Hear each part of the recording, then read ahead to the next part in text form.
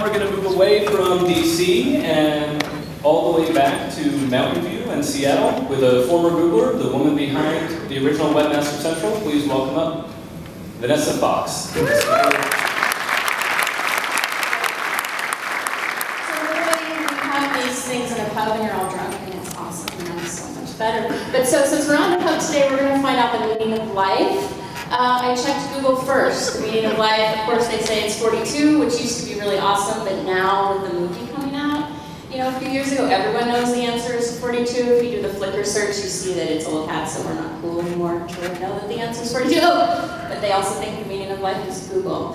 So that scared me, so I thought I would look for the meaning of life on Bing, since the decision engine started. They told me I should look for what's my dragon name, which led me to a site to find a dragon name for my dog, horse, cat, or child.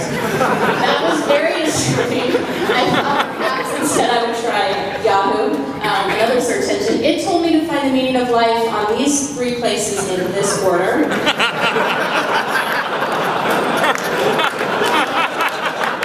life was the only one in lowercase, which I don't know what that meant.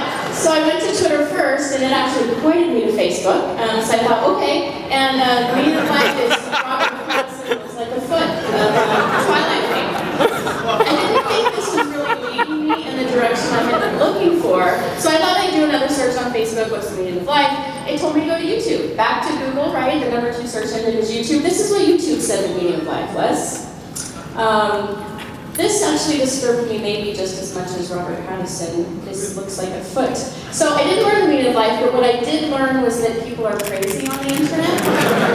And I was like, okay, maybe I'm just looking at the wrong thing. Maybe I just really need to know, now find out why are people on the internet so crazy. So this was the next search that I did. And what I found was that I did a search on a serious subject, and what I finds that the author would like to shoot the Pope or would like to do strange things to my unmentionable parts. And also, by the way, why do all the crazy people use the caps button? And these things seem to be of equal interest to this person. So I thought, oh, well, that's a good question. So why do crazy people use caps on the internet? And what I found was, does anyone have a good recipe for red velvet cake? And I was like, I love cake. So I ended up on this site, which was a bunch of people in a flame war about whether the Star Trek characters should really be on the cake because really it was your navigator. And it ended up with this guy saying, have you kissed a girl? Turn on caps off. So I thought, okay, I'm going to really go to the crazy people and ask them what the meaning of life is, which of course led me to chat roulette. Then I looked into chat roulette and I was like, you know what, I'm not going there after all. I don't understand the meaning of life. So instead that validated that people on the internet are crazy. But also the other thing, of course, is that we all search, right? You all been searching and you found that people want to do things for your unmentionable parts? Yeah, so we do 2.9 million searches a minute. And we use major search engines for everything. 71% of us use major search engines for looking for health information. So life or death, are we going to live, are we going to die? And we're doing searches with all of those crazy people on chat roulette, and this is how we're getting our information. The same is true with government information. A study just found that search engines was how we get our government data that apparently causes us to be zombies.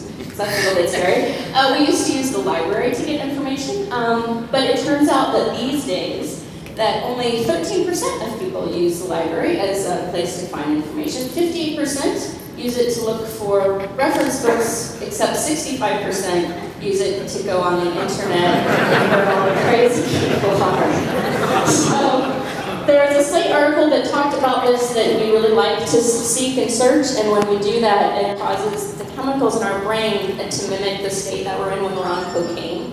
And so that causes us just to keep searching more and more. Sort of that's how I ended up seeing the cat crazy guys. So apparently when you search, this is what happens. So this is kind of how that article ended. If humans are seeking machines, we've created the perfect machines to allow us to seek endlessly.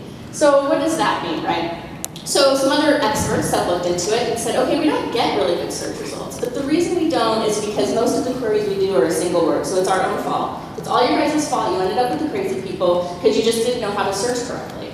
Some other people are like, well, maybe that's not the problem. Maybe it's just that there's so much information out there, there's not a good way to catalog it, and we think if it's popular or in the top 10 search results, it must be accurate, which isn't true.